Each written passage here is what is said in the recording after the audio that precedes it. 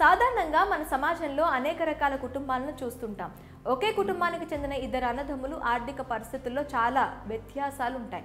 ఒకరు ఆర్థికంగా బలంగా ఉంటే మరొకరు అప్పులతో సతమతమవుతూ ఉంటారు. అచ్చం అలాంటి పరిస్థితులు అంబానీ కుటుంబంలో కనిపించాయి. వ్యాపార రంగంలో ముఖేష్ అంబానీ దూసుకెళ్తుంటే అనిల్ అంబానీ చాలా వెనుకపడ్డారు.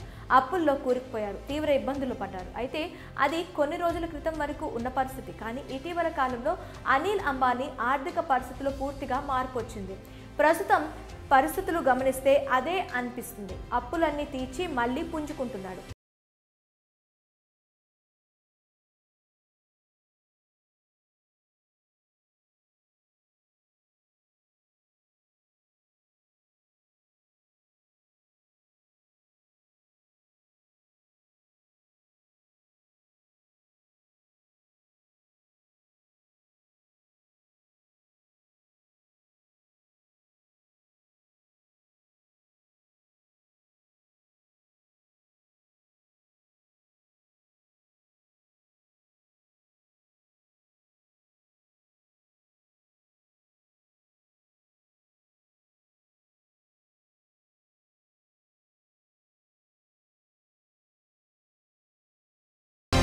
మొత్తంగా 3,872 కోట్ల రూపాయల అప్పులను క్లియర్ చేసి జీరో డెట్ కంపెనీగా అవతరించేలా చేశాడు. దీంతో కార్పొరేట్ గ్యారంటీ, అండర్ టాక్సింగ్, బకాయి రుణాలకు సంబంధించిన అన్ని బాధ్యతల నుంచి కంపెనీ బయటపడినట్లు.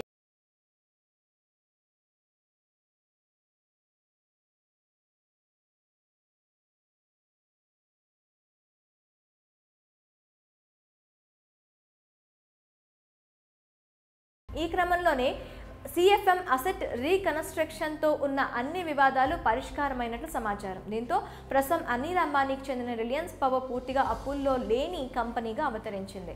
ఈ నేపథ్యంలోనే నేడు ఈ స్టాక్ ఇవాళ లైమ్ లైట్లోకి వచ్చింది. పై సమాచారాన్ని తన స్టాక్ ఎక్స్చేంజ్ ఫైలింగ్లో రిలయన్స్ పవర్ కంపెనీ వెల్లడించింది. తన కంపెనీ జీరో లోన్ స్టేటస్ పొందినట్లు తెలిపింది.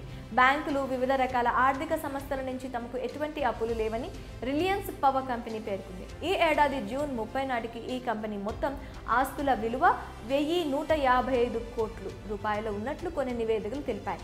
ఈ విషయం బయటకు వచ్చిన నేపథ్యంలో రిలయన్స్ పవర్ స్టాక్ దూసుకెళ్తుంది.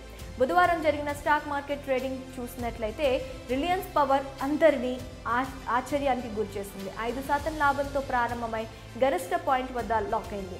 ఈ స్టాక్ 52 వారాల గరిష్ట ధర 38.11 రూపాయల వద్ద ఉంది. అలాగే 52 వారాల కనిష్ట ధర 15.55 రూపాయలుగా ఉంది.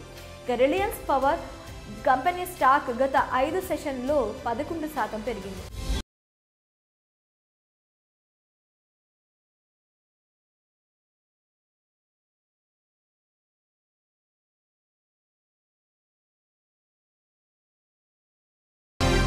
గడిచిన 5 సంవత్సరాల్లో చూస్తే మాత్రం ఇన్వెస్టర్లకు మల్టీ బ్యాగర్ రిటర్న్స్ ఇచ్చిందని పలువురు ఆర్థిక నిపుణులు అభిప్రాయపడుతున్నారు. ఈ కంపెనీలో ₹1,00,000 పెట్టుబడి పెట్టిన వారికి ఏకంగా 11మరి